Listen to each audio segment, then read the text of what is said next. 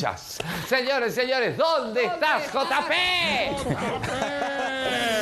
Querido compañeras, buen martes, buen inicio de día, buen inicio de jornada, día de Cocina Uruguay, día de programas, tenemos todos en la pantalla de TV Ciudad. Y yo loco de la vida, Fito, recorriendo estas hermosas calles, el asfalto de nuestra querida capital.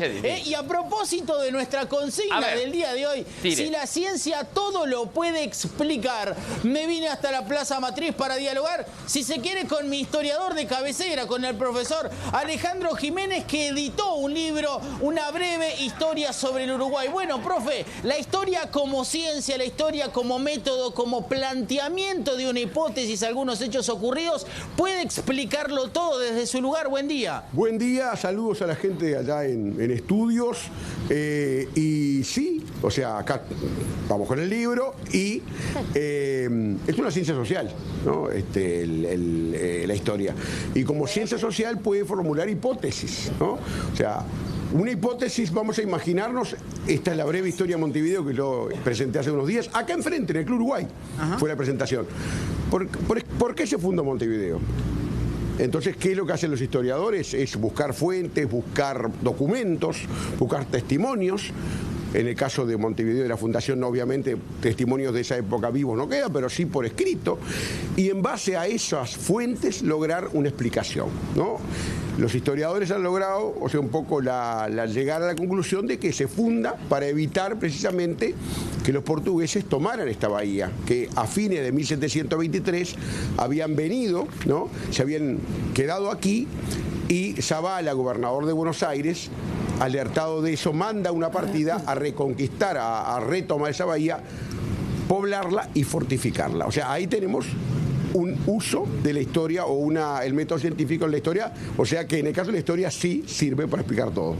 Profe, ¿cuál fue el gran hito en estos 300 años de Montevideo? Sé que es muy difícil, sé que de repente el resumir en la historia no va porque los hechos son todos importantes y es un proceso continuado. Si usted me tendría que decir, bueno, lo más importante que pasó en Montevideo fue esto, ¿qué fue? ¿Qué denominación le daría al evento? ¿Qué señalaría de esto? Yo creo que a esta altura quizás los festejos del centenario, ¿no? El centenario del Uruguay, ¿no? En el periodo de 1825, declaratoria de independencia, 1830 jura la Constitución frente a esta misma plaza, aquí en esta misma plaza se jura la Constitución, ¿no?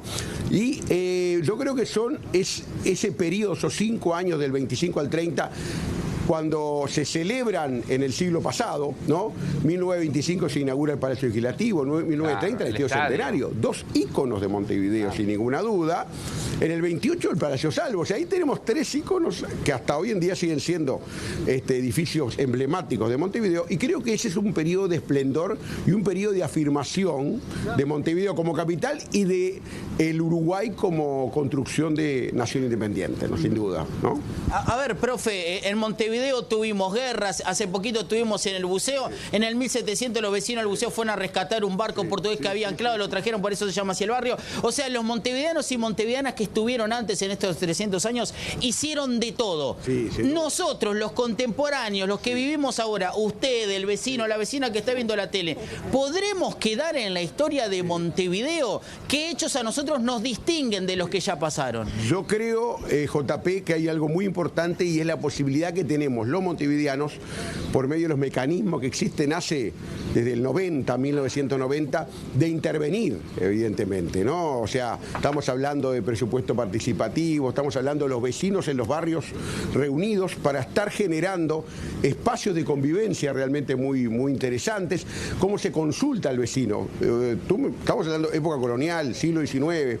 Siglo XX mismo no se consultaba al vecino, o sea, las decisiones se venían desde arriba. En cambio, ahora el vecino, la vecina, tiene la posibilidad de intervenir en los hechos políticos, por eso es que, o las decisiones políticas que generan cambios en la ciudad. Por eso estamos hablando de colectivos que hoy se están movilizando por distintos lugares de Montevideo, lo que es, por ejemplo, el Dique Maguá, en la Rambla Sur, o por ejemplo, o el Neptuno, y están opinando e interviniendo. Creo que eso es maravilloso en el sentido de que ejercer la democracia, ejercer la opinión, hoy es algo que tenemos que valorar y aprovechar.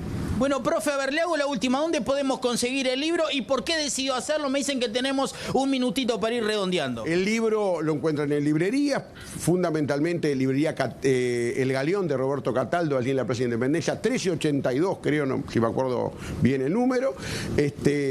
Y sin duda es un poco también un saludo a estos 300 años, a este inicio del proceso fundacional de la ciudad, ¿no? Que evidentemente tenemos algunos años más para seguirlo celebrando y siempre acordarse de seguir cuidando el medio ambiente y cuidando la ciudad. Muchas gracias. Un gustazo. El profesor Alejandro Jiménez explicando la ciencia histórica de Montevideo a propósito de la consigna del día de hoy. Si la ciencia todo puede explicarlo, bueno, Fito, recorreremos esta hermosa ciudad para averiguarlo. Gracias, JP. Igual zafaste de contestar vos la pregunta, así que en el próximo móvil vas a tener que hacerte cargo. Señores.